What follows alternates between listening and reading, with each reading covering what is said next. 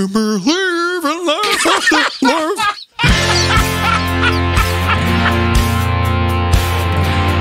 This week, we welcome back David Robinson of Chivas Regal to continue our conversation about the blended Scotch whisky. And we'll be sampling 2 bottlings from Chivas, which have had rather exciting finishes.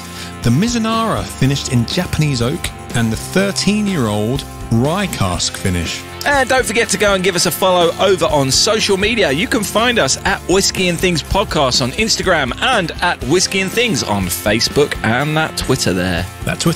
And it would help us out if you rate, review and subscribe on all your podcast platforms. Thank you very much. You're listening to Whisky and Things with Nick Kent and Dave Giles. Welcome to the podcast. I am Dave Giles. And I'm Nick Kent. Everyone, middle name Anthony with no H. How are you, Dave? You Didn't right? know that. Knack. Yeah, Knack is my Nick Knack. That was my, what people used to call it at school. Yeah, Nick Knack, Paddy Whack. Don't finish that off. There we go. How are you, Dave? You all right? Better now. Good. How are you doing? I'm okay, thank you very much. We're recording this a few weeks before this episode is aired, and we've had 3 shots of whiskey, or 3 quite big shots of whiskey, because today we're continuing on. It's kind of like a 2-parter. We're going to be airing the second part of our interview with David Robinson, brand ambassador of Chivas Regal and other Pernod Ricard Engage properties, or Never gets old. Yeah, never gets old. It will for him. But yeah, we're going to be airing that. So a couple of weeks ago, whenever that came out, we did the Chivas Regal XV, and it was bloody lovely, wasn't it, Dave? Yeah, but if I'm brutally honest, Nick, the whiskies we got today blow that out the water in my mind. Absolutely. That was a good whiskey. These are sublime whiskies. Both of these are top notch. Absolutely. So, yeah, I say we get straight into it. What do you say? Sounds good to me. Cool. Here's part 2 of our interview with David Robinson. Enjoy.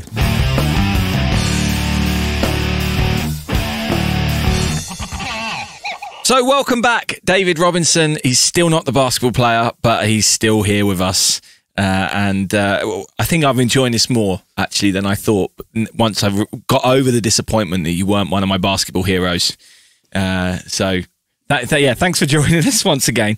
And we've got 2 whiskies that we're going to drink with you today, carrying on from our chat about blends and the science and the art of that. So we've got 2, which I have never tried before, which is exciting. So we're going to start with this. It's called Chivas Regal Extra. And it's a 13-year-old rye cask finish. So this is a load of ingredients that, or not ingredients, this is a load of combinations I don't think I've had before. So tell us a bit about the thought process on this. Nice one. Yeah, well, listen, I love it, first of all, when people haven't tasted something before, because we really get to open up and explain things in a nice way and do it at the same time. So the extra range, quite interestingly, some of you might have heard of, right? Some of you guys, I'm just going to let you, hang on, I'm going to pause just for a second while this happens. Go on. That smell. Oh, that's nice. So fruity. That's a whiskey smell I have never had before. Man, it's something else, honestly. So the extra, like some listeners might have heard of Chivas Regal Extra in the past. We'll know that was a Oloroso sherry finished expression of Chivas Regal. And what we basically done is we took that concept of that. What does that extra really mean? And it means obviously something else, that sort of cask finishing. That Chivas Regal Extra was 13 years anyway. What we thought we'll do is let's put 13 years on it. Let's be honest, let's be open, let's be fluid about it. Let's really work with that extra angle. So the extra element now is this sort of select cask finishing idea. And what we've got is the Oloroso that we spoke about just then. The Chivas Regal Extra, if you guys have had it, some of you might have seen it in new bottles since it's gone out. We've got the Chivas Regal Extra 13 Rye Cask finish, which we've just going to about taste now. And that was exclusive to Australia at first in 2019. It's now come to our shores as a e-commerce exclusive. We also have a tequila cask finish. We also have a rum cask finish, and we have something else that I can't quite tell you what it is yet coming out this year. Ribena cask finish. What? Did you get the memo? Hey, I've met some people. I've met some people in the business recently. What can I say? Did you meet? Has Jean-Luc Picard been on telling you all the secrets? It's exactly what it is. But yeah, that is the concept. Taking those elements, the 13-year-old age statement, and finishing it in a great way. And again, like I say, all these blends will be different from their inception to really sort of get the best out of that cask finishing and that age statement, what we really want to get out of them. So you identified the fruitiness of this straight away. I mean, grapefruit is just popping out. Absolutely popping out. Big, isn't it? I haven't tasted it yet. It's just on the nose, but that's possibly the most summer fruit smell I've ever had on a whiskey. I love it. I mean, you guys are rye fans, right? I'm a big rye fan. We haven't had much. We've had a couple, but I've enjoyed it. Well, we've only done one on the show. I've had a few kind of out in the real world, as it were. Yeah, I do like a rye. I do like a rye. I found it used to be a bit burny on my chest as it was going down.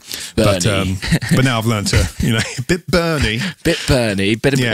Is Bernie Sanders the unofficial rye advocate as well now? Is that what you're going to tell me? I was just about to say feel the burn. Feel the burn. Yeah. Oh, man. You got to be wearing mittens when you're drinking it. Yeah, when you start doing the budget committee. The reason why I've kind of got into ryes and stuff is I find it's kind of the ingredient in the mash bill of a bourbon, which for me makes the difference in a bourbon, whether it's got a bit more of that rye spice, in there. That's how I kind of think, I like that higher mash bill in a bourbon, as it were. Another thing, I've got like a whistle pig up there, which I really love. It's that kind of gherkiny dillness in a rye that I'm enjoying. I love a bourbon. I think bourbon's great. I don't have by nature a sweet tooth anymore. It's sort of, as I've got a bit older, it's sort of left me. So if I'm drinking my American whiskies, I very much stick with ryes, and I very much enjoy them. I think they're more suited to some classic cocktails for my palate as well. But when we take that sort of element of finishing, and Dave, you hit the nail on the head straight away, we get that really big fruitiness through. We get that little bit of spice in there, but it just opens up nice, bold, and bright. And you identify grapefruit there, which for me is a great nosing note on this whiskey. It really is. This is unlike anything I've tasted since we've started doing this, Nick. This is absolutely It's kind of the best of both worlds, isn't it? Because I can definitely taste I can smell the rye kind of in there. That subtle. And people might be put off if I say pickles and dill, but it's great. And it's not like you're eating a pickle or like, some salmon or something with some dill on it. It's a really nice flavour. Almost spicy, but I can smell it in there, and it's really nice. It makes a lovely change. This is just amazing. I can't talk more highly enough about this. And it takes a bit of the sweetness off of me. It's still fruity, but it's not as a bit drier. Again, which I really love. But it does have the sweetness, but without it being too sweet. Yes, that's exactly it. Absolutely. And remember, like say, this is the finish. There's no obviously rye grain in this at all. Yeah. But that sort of that finish cast, those elements that we've got of that maturation of the rye whiskey, is letting that happen, that astute dryness at the end, and it just brings that palate, that nice sort of cleanliness at the end. It works so well as a unit, and this is what we want. If a blended Scotch whiskey works so well as a unit, right? Let's get the finish in there as well, just to sort of just cap everything off and just make it really sing at the end. And the other casks in the extra range will do the exact same thing for the purpose we want them to. But the rye cask, if you know rye and you know what it's all about, and you know that fruitiness and that little bit of spiciness, what's coming. And it's great to see you guys really sort of enjoying that as well. No, it's lovely. So you said it was an Australian exclusive first, was that right? It was, yeah. So in 2019, and then it came to us in 2020. It would have been 2020. I'm getting my head together here. Yes. So where are the casks from that had the rye? Were they from Australia, or were they from, say, Kentucky, or undisclosed on our side? Yeah, we get a lot of this as well. Where just things out secretive, absolutely. The thing is, as well, they won't always be coming from the exact same place. So it's easier sometimes to say, listen, it's a cask which has previously held rye. End of story. What I love about a lot of Kentucky bourbon or Kentucky ryes, like they're like, it's American whiskey, this, that, and the other. A lot of the rye comes from Germany, so it's like not even an all-American product. I found really interesting. Anyway, that's a little fact I might cut out. I like that one. Do you know what else I'm getting with this? Is mint. Oh, mint's nice, yeah. There's a mint, sort of spearmint sort of freshness on there, yeah. Yes, both on the nose and on the finish. Really, really picking that out. Nick, you getting that? There's a freshness. I'm not sure if it's mint no for me. But again, if I sat with it, then maybe. It's one of those things, sometimes if I think too much about it when I'm trying to have a taste, I don't pick it up. But if I'm doing something else like, I don't know, tidying up or, I don't know, cooking, and I'm not even thinking about the whiskey, that's when it comes out for me. So yeah. It's odd this tasting, Lark. Still not great at it. Oh, there's no science to like, you know, if you get it, you get. I always say to people, like, there's no wrong flavor or nose and note. You cannot be wrong at a nose and note taste at all. Doesn't happen. Yeah, I've enjoyed this so much. I went straight on the Google machine and tried to find out how much it is, and I can't believe how cheap it is as well. What's the Google machine telling you? It's telling me it's about 35 quid.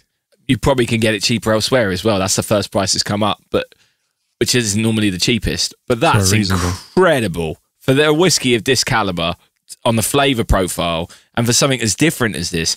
And also, I can imagine this with loads of different cocktails and it work because the fruitiness. Yeah. Like, you don't even have to do that much. Like, yeah, big fan. Big fan of this one. Yeah. Good work. Amazing. Oh, mate, don't thank me. Thank the Jean-Luc thank Picard. the team up there. Yeah, thank Sandy Hislop and his blending team. But yeah, honestly, it is amazing. And like you say, I mean, I've got like a little. I've said to you guys before, I've got a little roasted pineapple highball here. It goes so well with that fruitiness, that little bit of spiciness as well. I'm sure you can imagine. Do you guys get you know, for me, I get like a little sort of honeydew melon on this. You know, that sort of ripe breakfast melon. Yeah. There's so many different elements here. A little bit of chocolate, cacao starting to come through, a little bit of spice. It's just beautiful. There's so much to it. And it's quite light as well. It's not blowing you away in a bad way of any description. It's just delightful. It just goes down so well. I want more. I want another glass as soon as I've finished. And it's a 40%, but it's got so much flavour. Yes. That's another thing, isn't it? Sometimes, you know, the minimum ABV as it is, you might lack a bit of flavour, but or the alcohol helps, you know, bring that flavour to you. But this, you wouldn't know. You could think this was a 46 or something, or higher. So both this one and the next one we're going to try, is this a technique being used by the brand to counter the fact that we have a lot of these new finish whiskies happening? Is this the Chivas front of that?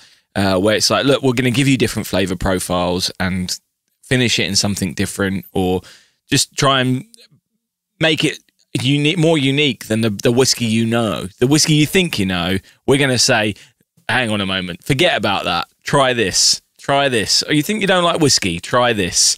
Is that the and also just trying to keep up with the way that how the speed in which new whiskies are coming out with new flavour profiles? Yeah, I mean, listen, from a marketing standpoint, you know, that is going to be a part of it, and it is going to be that narrative that I said to you before. There is definitely a whiskey for everybody. There's definitely a blended Scotch whiskey for everybody, and we're helping people find that for them. But I think more than anything else, it's just a celebration of technique. You know, we're chatting about this, and this isn't just something that's done to say, you know, we don't want to come here and say, right, we finished this in this to mask the fact that it's a blended Scotch whiskey. We finished this because we want to celebrate what we've done with this blend. That's the long and short of it. Nice. Look at it like this, you know, look at what's gone into it. And we've selectively finished in this cask to really let it sing. Do you like rye whiskey? Try this. Do you like Oloroso sherry? Try this. Do you like tequila? Try this, because there's an element of that sort of that grapefruit, that sort of, you know, that agave, you know, rawness that comes through in the tequila finish as well. These ones are still exclusive for other countries, but the look that I've got saying to you guys right now is, if this was an exclusive in 2019, let's keep our eyes open for those other two. Absolutely. But it is about that, I think, Dave, more than anything else. It's just about going, let's celebrate the fact this is a blended Scotch whiskey, and let's celebrate what we can do with, you know, our blending team and, you know, the guys who craft the liquid at the distilleries as well. Yeah.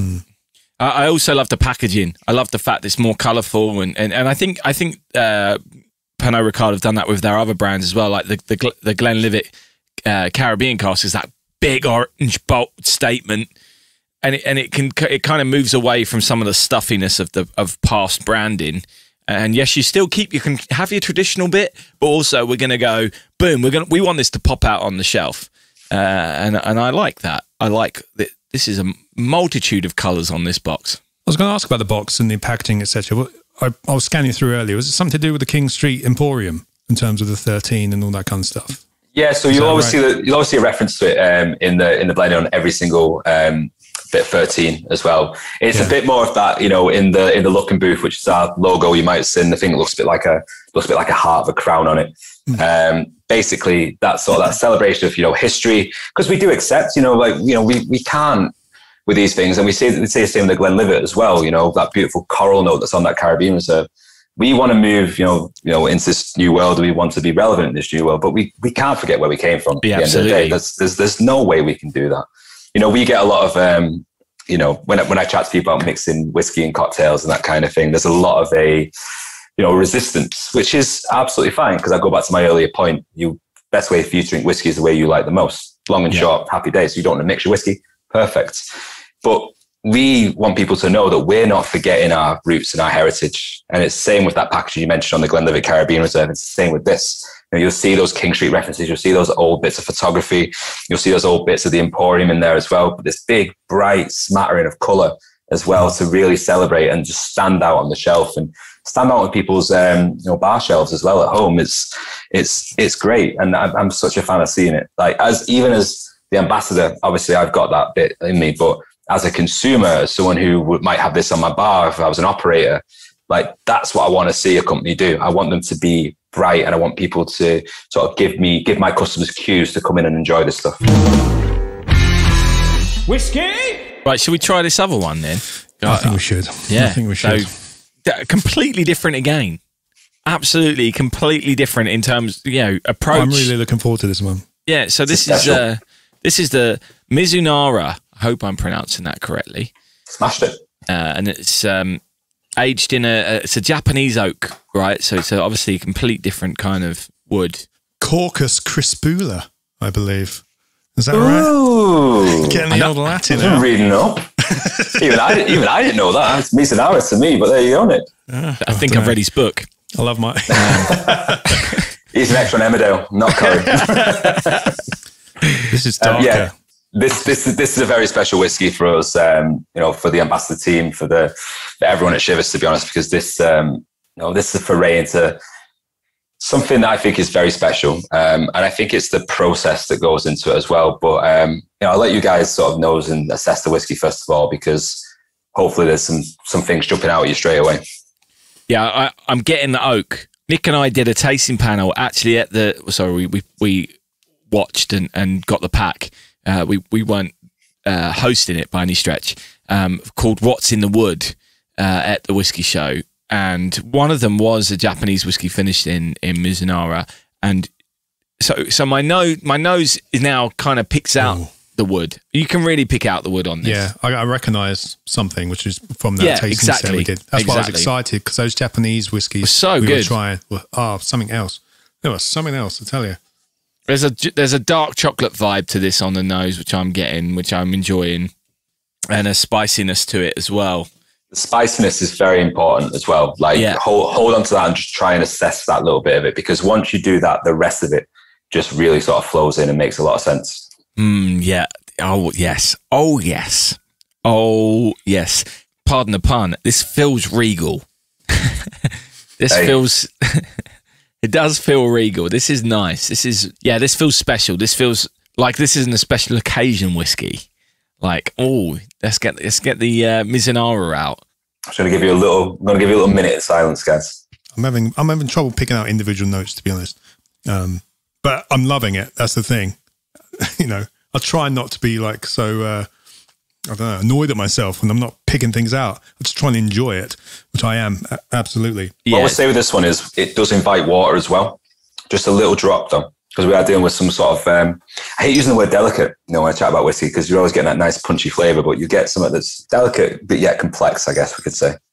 But a little bit of water does some really good jobs to this. Yeah, it's dropped a bit of water in. You can see it moving around as well, so kind of an oily spirit to it. So you guys mentioned obviously that that Mizunara influence on, was it What's in the Wood was the session? That was the tasting note. Yeah, nice. So with that, then what was it you were identifying on that? Because it's just interesting for me to know as well. Can't remember. If I'm brutally honest. But there's a familiarity there, though, right? For you guys? Oh yeah, there is. Yeah, there definitely is. For me, it's there's a nuttiness to it. So a kind of dare I say it, hazelnut. Yep. If there was like hazelnut and pears. I was getting some floral stuff just now, like a heather or something, I think. You boys are absolutely smashing this. I might retire. I think the water helped. The water does unlock it a bit, Nick, as well. Do you know what I mean? I think it's such a bountiful complexity when you first get this on the palate. It can be something to sort of assess all these individual notes. You get water and calm it down. And again, I wouldn't normally put a drop of water in the 40% either, so that's new to me. I wouldn't even go there. But. It's interesting, isn't it? And we sort of, when we do these tastings as well, Nick, we sort of invite people to put a bit of soda in here as well. Like not a lot, not to clean it out, but we want them to put a drop of soda in and understand what we're trying to sort of tell them. So guys have really hit the flavor notes on this one, you know, those sort of pear notes that were mentioned, those nuts. So Manuka honey, quite big in this one. So yes. Yeah. You with me? Yeah. So like not just your sort of, you know, store shelf mixed honey. This is Manuka honey. It's got the fancy stuff. You know? Yeah. Macadamia nut, but hazelnut as well. Great note on there. And like it's not, the spice for me is like a pink peppercorn, but a little bit of and this isn't an official one. This is just me who gets it. Remember, there's no wrong. It's that little bit of, you know, when you have like food from Szechuan and you have that sort of nasal thing going on from the Szechuan pepper. Right. That starts to come through a little bit. And that florality comes into it as well. But again, it's a conversation, isn't it? So, you know, we're all right at the end of the day. Exactly. No, this is really again, this is another one where you have this on your shelf. You're going to pull this out every now and then. Oh, try this. It's that kind of vibe. I'm guessing this is a little bit more expensive. It tastes more expensive. You know what I mean by that, Nick? It just, I'm going to guess it's about 50 quid. But I'm saying that based on the fact the other one was 35. I'm going to 40.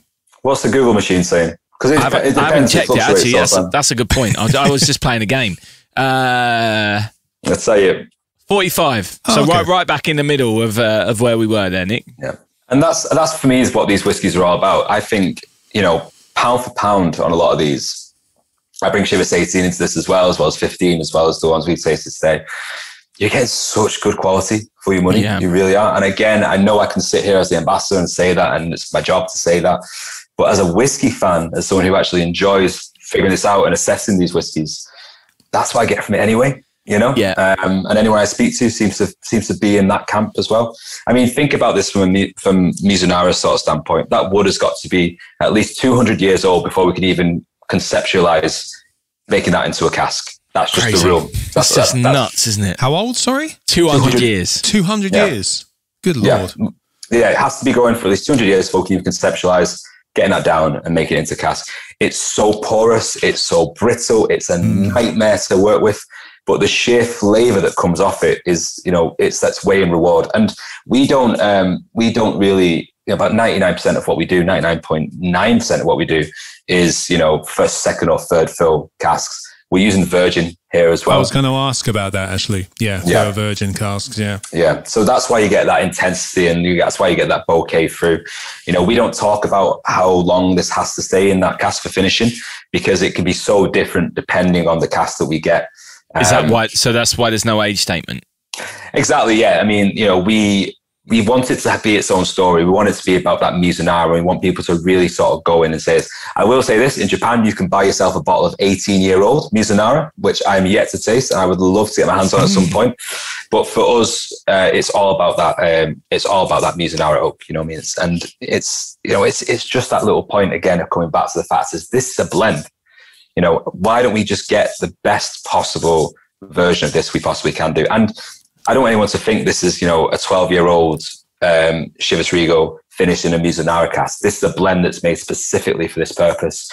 More floral notes, more select choice of grain whiskies. And from its conceptualization to the actual finished products, this is done with that in mind. We want to get the best result out of this we can do, you know?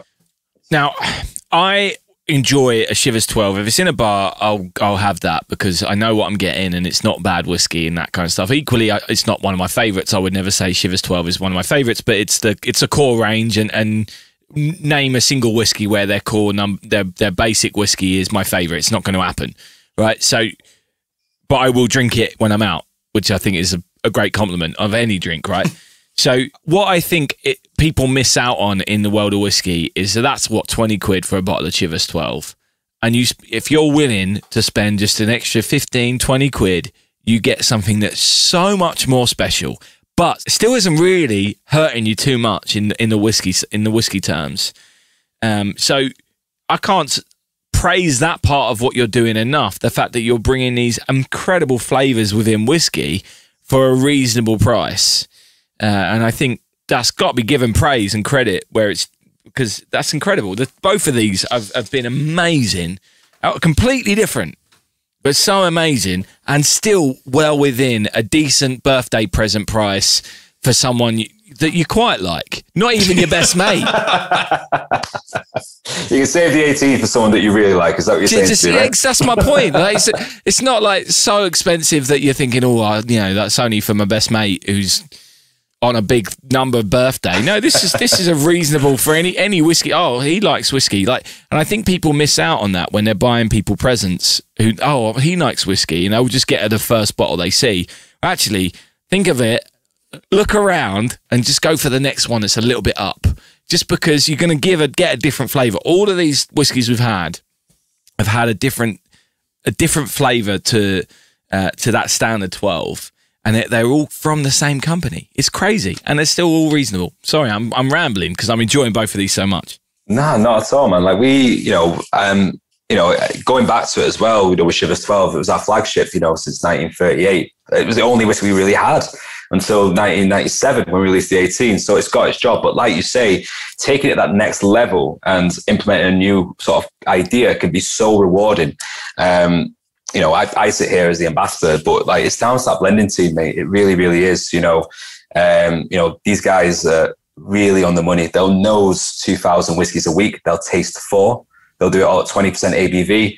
They know what they're doing. And, and when we sort of see this, when I chat to people about it, it's like, you can't water down whiskey and you can't do this. It's like, it's good enough for this team and they're producing what they're producing. It's good enough for me, and it should be good enough for you to just at least try it, And I say to everybody, whether it's us, I hope it's us. I hope it's us at Chivas. But whatever whiskey you're doing, especially if it's a blend, drop a bit of water in there. Let it unlock itself. Let it really come out to play because there's so much going on in these whiskies, It might not work, but it might really work. It might not work. It might not really work, And that's what I think, as if we talk about, the whiskey industry as a whole, we, not just ambassadors, but people who drink the stuff, need to be a bit more, in my opinion, open about that idea.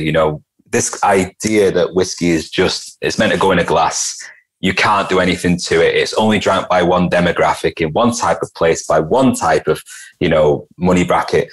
It's gone. It's done. It's not a valid point. Anyone can enjoy whiskey. Do you know what I mean? Anyone can enjoy it. And us as people, me as the ambassador, us all as people who imbibe this stuff and really enjoy it, we really want more people to enjoy our products, right? That's the long and short of it. So that's why these are out there. That's why these blends are out there. And that's why the accessibility is out there as well. And that's why you'll never hear me saying anything different than enjoy your whiskey in the way you want to.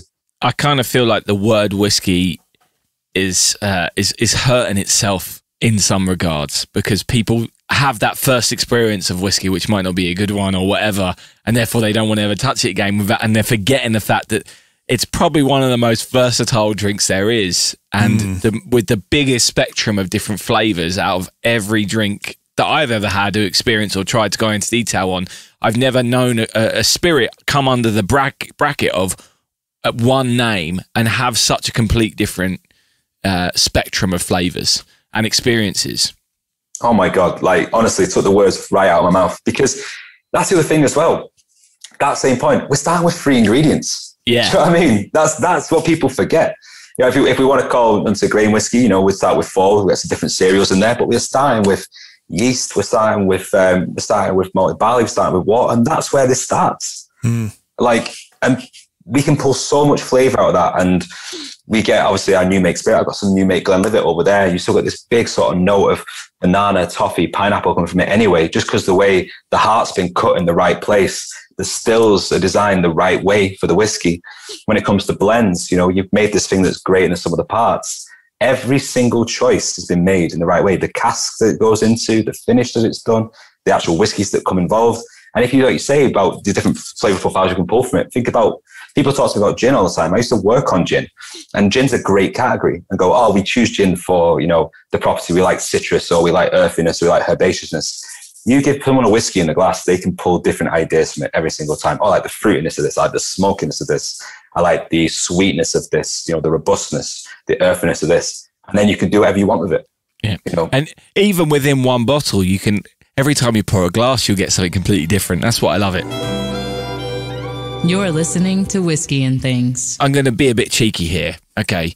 So I know you're here with your Pernod Ricard hat on, but what is your favourite whiskey? Oh, damn. Yeah, let's take the portfolio out of it. The Let's whole see- Pernod I mean, Ricard portfolio out. just to completely get you out of trouble, let's say not including whiskies from the Pernod Ricard brand or range. If they didn't exist, what whiskey would be you say, oh yeah, I really love that one? So I can't say my portfolio. Is that what you're saying to me? Yeah, right? basically, Correct. yeah. Okay, cool. Fair enough. Well, if I was going to say portfolio, just to cover everything off, and just in case the boss that's is fine. listening, No, I appreciate that. it would be the Glenlivet 15. Right. That's my go-to. Outside, I can't use it. The first whiskey I really sort of got in a glass and really sort of went, I get it. I totally get it. It was a Bunnahabhain 12-year-old. So I would say that's a solid one for me. Because I started on smoky single malts. That's where I started my story, you know what I mean? And worked my way a little bit more inland to Speyside Highlands. I still don't know. I still really appreciate it. But if there's like a favorite one that I can't use, I can't use the portfolio, I'd give it to that one, to be honest. Because it's such a good whiskey, guys. It's great. Yeah, I got a bottle of that, which I've not actually tried yet. Nick, I'm sure I sent you a sample of it. Yeah, you might have. I'm trying to see if I had one in this little sample, the Water of Life kit that I had. Ignore me. Edit. No, in other words, I don't think I've had one yet. Yeah. It's honestly, it's just everyone will start somewhere different. Do you know what I mean? Everyone will start somewhere different. But I think for me, if I'm going to choose my favorite one, it'll be the one that I sort of, again, you know, the penny drops sort of thing. So that's why I'll go to that one. And now to make sure you're not getting in trouble at all, right? Have you considered with the Glenlivet Caribbean cask? Have you considered doing a scented candle of it? Listen, I was listening to your podcast about this, right? And I've heard this chat before. It's one of the best smelling whiskies I've ever smelled. I want it as a candle. David, have a word. Have a word. Okay. Make it happen for me. I will try my damnedest, mate. I will do. But so right, if I can formulate that and put it into a candle for you, yes, would I be, in your mind, would I be up there with Jean-Luc Picard as one of the best people to ever, well, Patrick Stewart, I guess, to ever grace the earth, if I made that happen for you? Absolutely. You would surpass the basketball player David Robinson. I know it. Yes. Yeah, but by, you know, I'd consider you taller than him. That's that's all I need in my life, then, yeah? Without wearing a set of stilts, that's what I need in my life. Yeah, but mate, honestly, going back to that point, it's a great nose and note, isn't it? That one, it smells so good, beautiful, absolutely amazing. Someone's at my door. I think I'm getting something delivered. Here's an edit for you, Nick.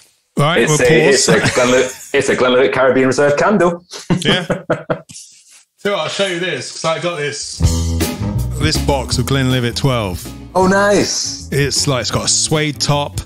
And I haven't even opened it. And I got this in 2004, I think it was. So I used to tour in a rock band.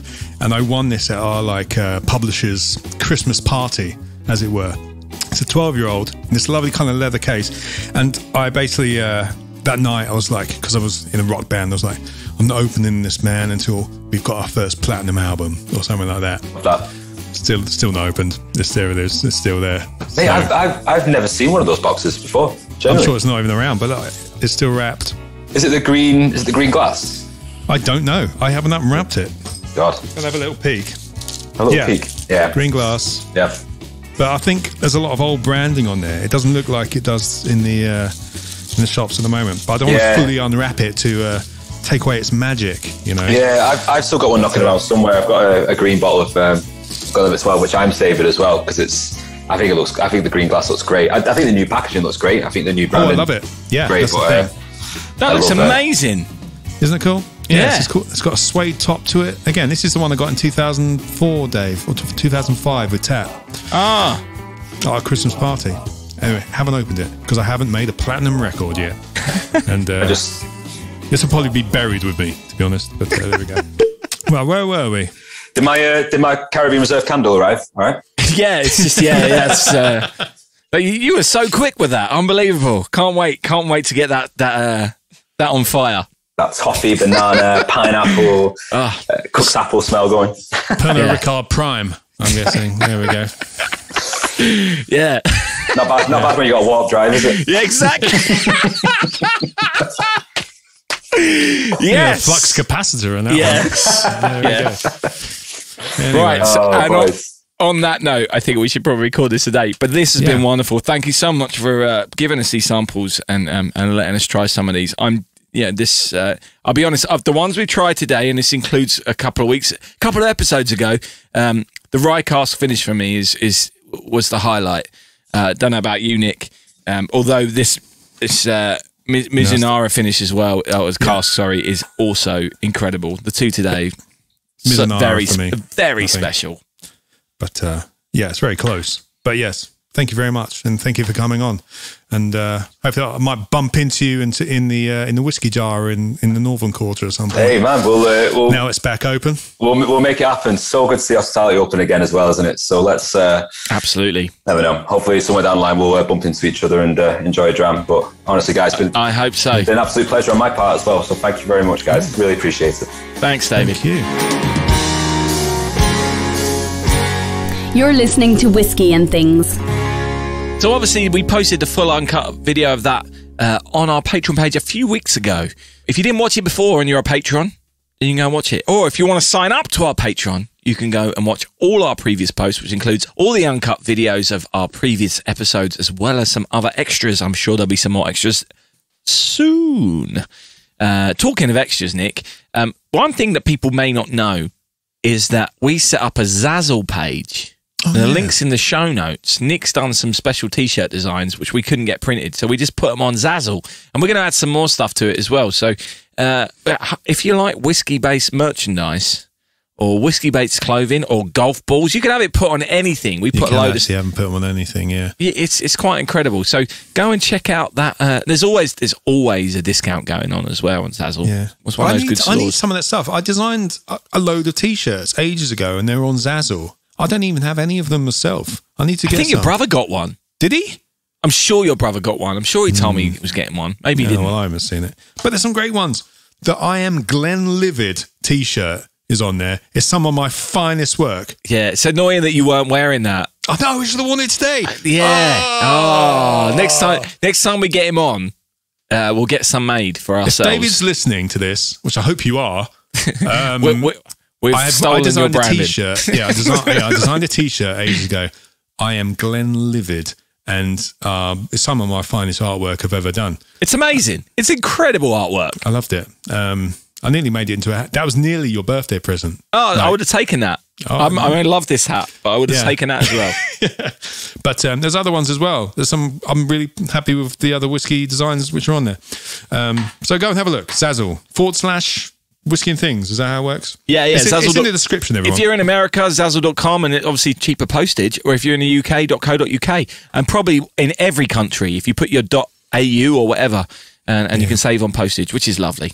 Yes. And for today as well, we mentioned them a couple of weeks ago, but if you want to find out about Chivas a bit more, chivas.com. And their socials are Chivas Regal, Chivas UK, again, as I said a couple of weeks ago. And David is on at Whiskey by the Glass on Instagram, if you want to follow him as well. He does like cocktail. It's amazing he got that handle. Whiskey by the Glass. That's incredible. He does his whiskey stuff on there. He does his whiskey stuff. It's a good follow. It's a good follow. Amazing. Yeah. Anyway, Nick, I think the Angels have had their share, mate. They've had more than their share. I'll tell you. They've had 2 parts of share.